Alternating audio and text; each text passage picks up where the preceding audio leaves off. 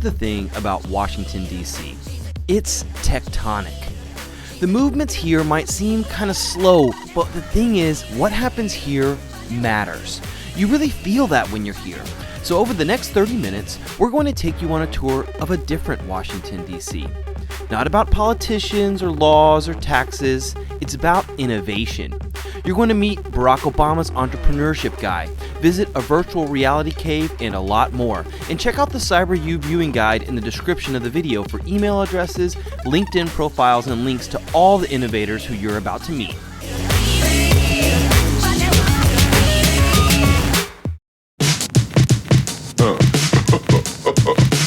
I'm Davis Jones. Yeah.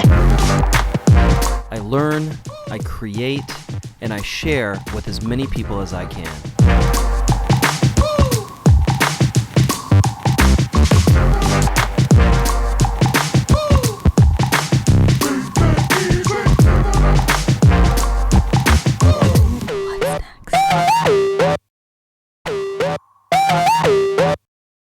If you came to prove, there's no reason to prove.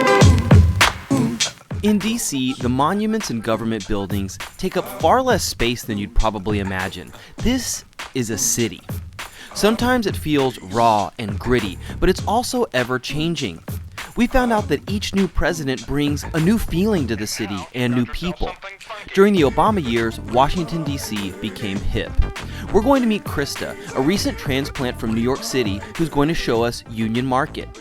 Union Market is DC's mecca for food innovators and up-and-coming restaurateurs, and it lives right in the middle of a neighborhood that, until recently, would have been way off the DC tourist trail.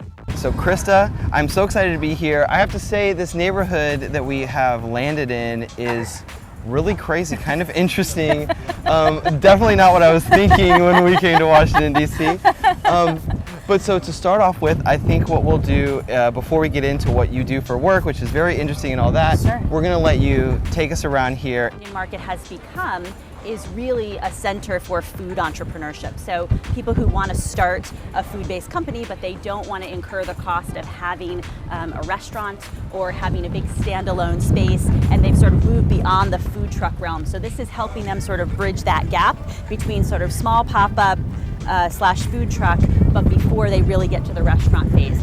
All right, cool, Christa. So now people have already seen what you think about NOMA and some of this stuff in this neighborhood. But tell us a little bit about you, who you are real quick, and just kind of what you do. Sure. So I am primarily a business person. So I work for a healthcare tech company now. We work on artificial intelligence, virtual reality, and augmented reality for healthcare. So that's my full-time job during the day. And then I also am a freelance writer. The Washington Post is my biggest client right now. And then I also run a podcast called Breaking Bread, which I invite people over to my house. I make their favorite meal, and we talk about the things that they're most passionate about. Cool. All links that you can find in the viewing guide, by the way. And so, okay, cool. So I think that this is the thread that I want to go down with you here for a second is about basically artificial intelligence, data in Washington, D.C. Yes. Because there's a lot of data in Washington, D.C., maybe a lot of data that hasn't been put through computers yet, old paperwork and filings that maybe are not integrated with, I don't know, a lot of different systems. I mean, is that kind of maybe the seed of growth for startups here, do you think? Absolutely. So there's quite a few startups here who are trying to figure out what to do with data, and the city of Washington itself also runs quite a few hackathons. There are offices within the DC government that are trying to figure out how to utilize all this data to make life better for the community members who live here in DC, but also people all over the country. So really here, I mean, you have enormous data centers. I mean, maybe some of the biggest data centers in the world are here in Washington, DC, and have tons of historical data. But if you think about a human having to figure out how to sift through all that data, like how could we possibly do that? What I'm so excited about with artificial intelligence is that artificial intelligence never gets tired. If you program it correctly, it will sift through every single line without being bored, without getting irritated. And what we can do actually is build a world, machines and humans making a better world together.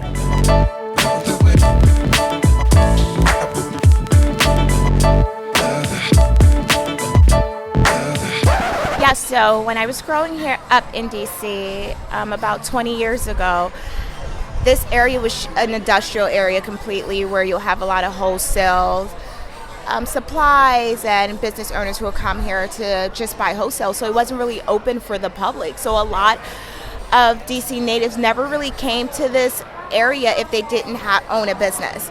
So this market itself used to be basically a meat market where you'll come and buy bulk poultry. And I remember my parents bringing me in here, and it's like hog heads hanging down and pig heads, and for me as a child it was just horrifying. I hated coming here.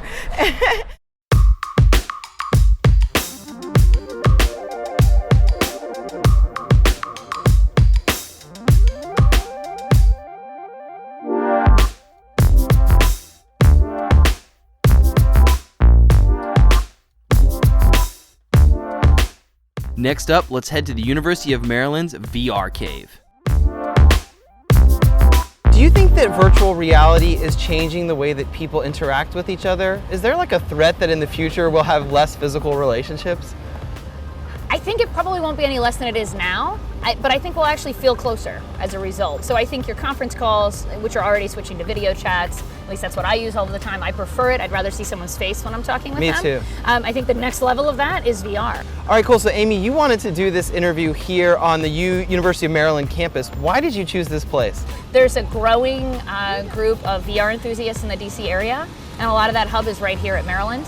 About a couple months ago, I was here for a virtual reality meetup group, and there was 100 people that showed up, just super excited to talk about it. Not even working in it yet, but they want to. There was also recently a donation from the CEO of Oculus, Brendan Arib, that has also gone in to really push VR forward in the DC area. And so I'm excited about that as well. So I've been coming here lately quite a bit to talk with their Center for Entrepreneurship and also computer science with their big plans for virtual reality. All right, so one of the people that we're going to go interview here in a minute, Amy, is Dr. Vaughn-Cooke, who is, I think, the head of the VR lab here at the University of Maryland. And you said that she's a really especially cool woman.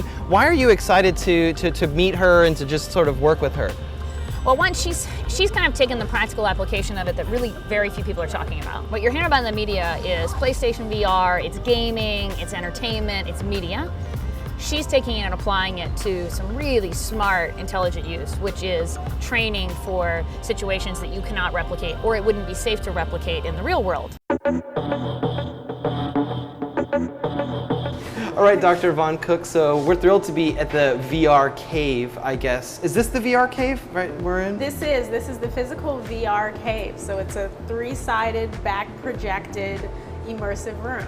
Cool. And then, okay, so just to brag on you a little bit, I know that you're involved with a lot of public policy issues around virtual reality and things like that. And also, do you lead the VR lab here at University of Maryland?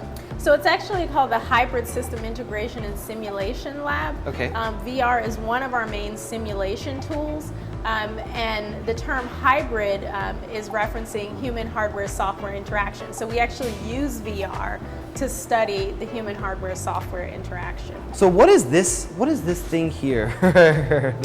Right, so this is an eye tracking headset, something that we recently had installed in the cave. And what we have, what this allows us to do is to track 3 things. The first thing is it allows us to track gaze patterns. So imagine you're in a 3D space and you, as the researcher, as a system designer, you want to know where that person is looking at specific points in the simulation. So you present them with some stimuli. Where do is their their eyes attention? go? Exactly, Mm-hmm. exactly. Okay. So that's one thing it can do. It can look at gaze patterns. The second thing it can do is look at fixation. So if we want to know where someone has actually started to process information rather than just visually scanning, we can see that they are fixated on this and they're starting to process that information in a meaningful way. The third thing that this allows us to do is actually look at what's called pupillometry data, so pupil dilation. And one thing that we know is that when people are exposed to stress in some way, their pupils dilate.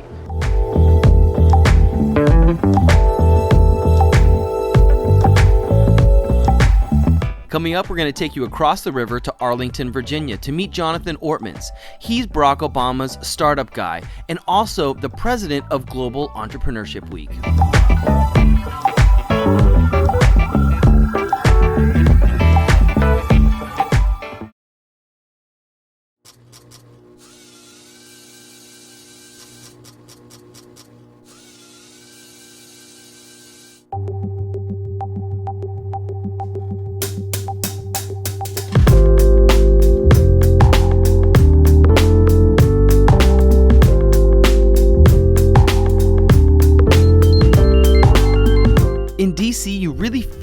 history.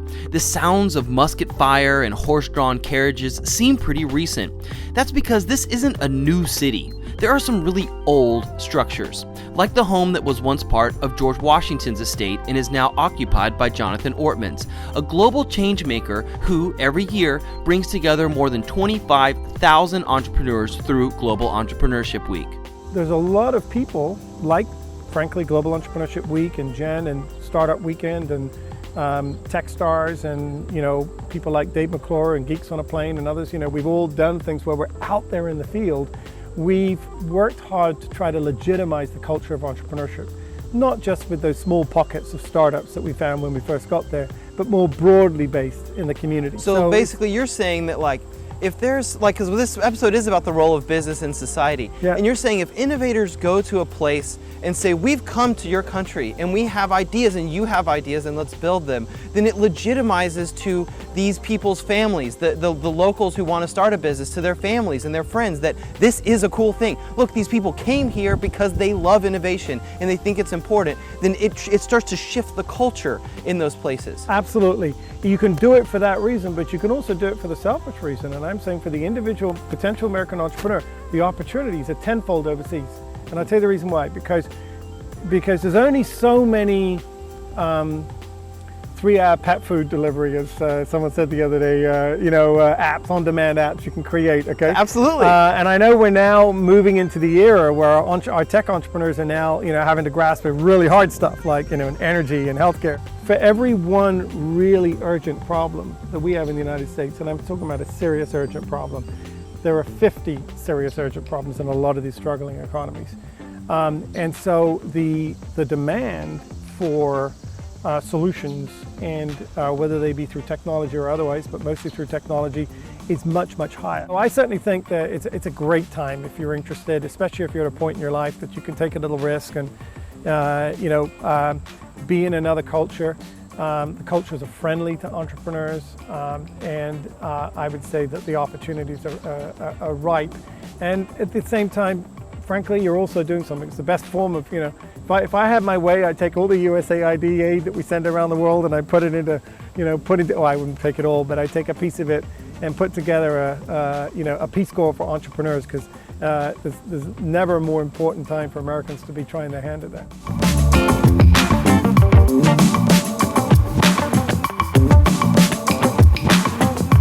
The theme of global impact emerged from our conversations in DC. The innovators here think big. We visited 1776, a startup accelerator that specializes in tackling complicated problems. They're looking for big thinkers. Starting a business that is focused on social issues is really hard. It's more than just textbook, how do you start a business?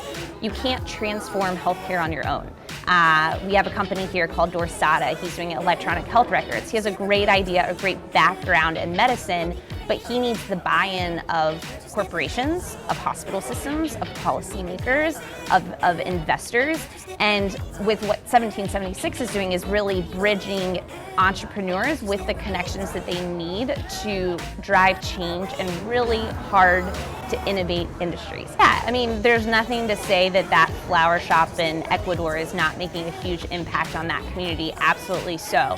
But at 1776, we have dedicated ourselves to focusing on high growth startups that usually have a technological component to what they're doing. And then I know that you were mentioning that there's an entrepreneur that you wanted us to meet here. Who is that, and why did you think they were a good connection? Yeah, so you came on a really great day. We're having an event this evening called the Africa of Things. So Mannie is actually a Tanzanian entrepreneur focusing on a fintech solution. Tanzania? For Tanzania, yeah, Okay. for Tanzanian communities. Well, I gotta say that one thing that I'm thinking about as I speak with you and I ask you a question like, is entrepreneurship changing the communities where you're operating? I find that the answer is obviously yes. And I wonder, is that a little bit different than, for example, entrepreneurs that you're working with at places like 1776 that are operating in countries like the United States that are so already developed? To a degree, yeah. I mean, in the U.S., for the most part, we've solved a lot of the heavy issues. I mean, I don't have to tell you the benefits of a bank account. You've had one for as long as you've pretty much had money, right? Same goes for your parents and all that other stuff. Folks in country, not so much. I may know a guy or a gal who has a bank account. It's completely different dynamics. We're solving challenges that are so necessary, so inherent to just survival, to progression, and so it's a different tact. Whereas in most of the developed world, I mean, again, it's the developed world. These questions have answers. But the benefit of working in spaces like Tanzania is we can then adapt what the rest of the world has done and contextualize it to what the people in Tanzania need versus what the people in Kenya or Rwanda and Uganda need.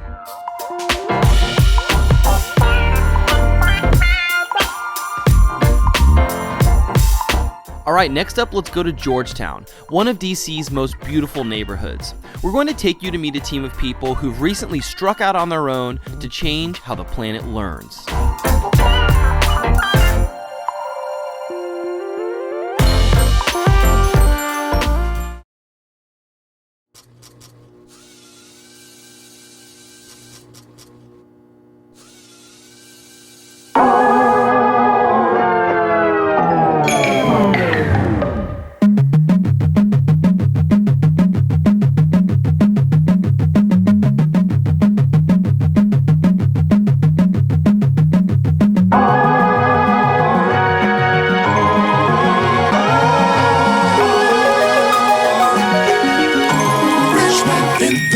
Drop into Georgetown, you're almost feeling like you're in a European city.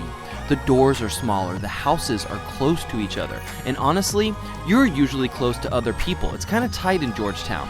It's home to Georgetown University and also to Smartly, a startup team led by experienced learning technologists who take a different approach to higher education. The fundamental problem you have here is that the method of instruction is not as effective as it could be. So we prefer to sort of go back a step and try to fix the pedagogy so that the learner is engaged. In our system, it's every 7 seconds they have to make a decision of some sort or another. And we build from that base, that building block education method. What have you guys learned about engagement, or what did you bring from Rosetta Stone that shows you that people need that type of constant engagement? It's a good question. I mean, I think you see this not just in education. Yeah, that's what I'm wondering. Does this apply more broadly? You kind of see this small dicing of experiences across, I think, a lot of fields, certainly in gaming with casual gaming, but also in the way we consume news, whether it's Twitter or, there's new apps like Circa that are trying to chop up news into digestible chunks that you can read on your phone. Also, just generally the move to phones. They're not great for long-form content. And so that's the other thing that we've kind of recognized is that if you really want to adapt to a mobile-first world, you kind of have to get into small chunked experiences. And the way you draw people through many small chunks is through interaction and engagement. Well, one thing that I think immediately comes to mind when I hear about you guys and this new way of presenting content is that for the first time ever in this episode, we have a viewing guide. And so it's sponsored by CyberU, which gotta give them a shout out. And so basically it's because a lot of people are consuming this show with a second screen in their hands as they watch it. And as they see you guys be interviewed, see what you're talking about in terms of the companies and things, a lot of people are thinking, oh, I wanna check that out, What are these companies? What's this app that they just mentioned? What's this rent calculator that you mentioned? And it's kind of a trip because you're kind of we're so used to watching TV and you just sit there and chill. But maybe that's not really the future. Maybe people are gonna be on multiple screens at once. Yeah. I mean, do you guys, what about that? Is there any second screen thinking that you guys have going on?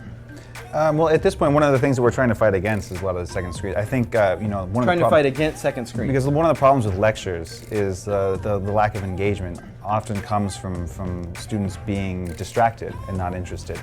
And that's where one of the powers of active learning is that every 7 seconds you have to do something.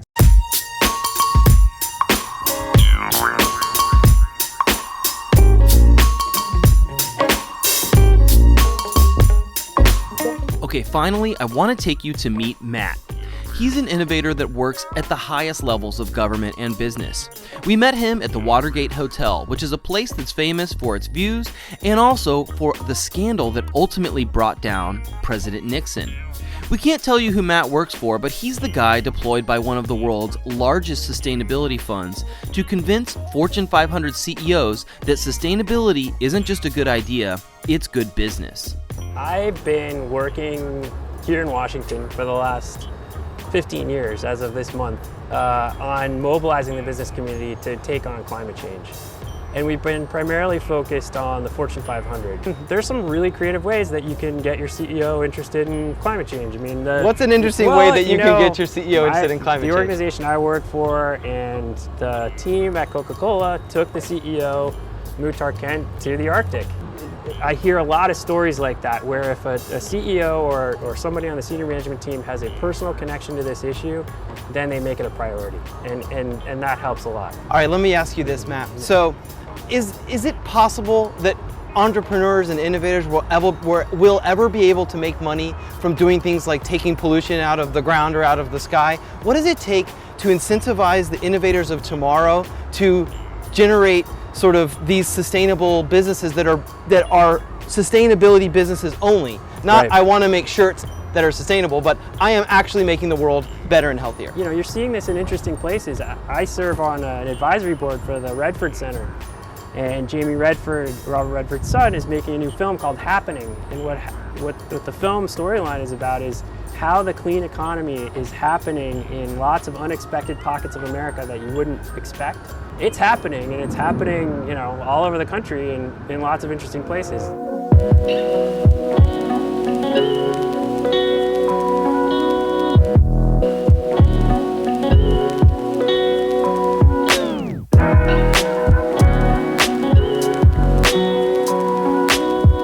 Important.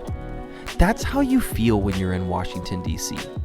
There's a culture here that believes in participating in the world at the highest levels, not just in government, but also in business and in innovation. This is a place that reminds you that in a free society, anything is possible. Whether it's through futuristic technology, a startup accelerator like 1776, or a futuristic education company, or a nonprofit, this is our world, and there's room for people like you at the top of it.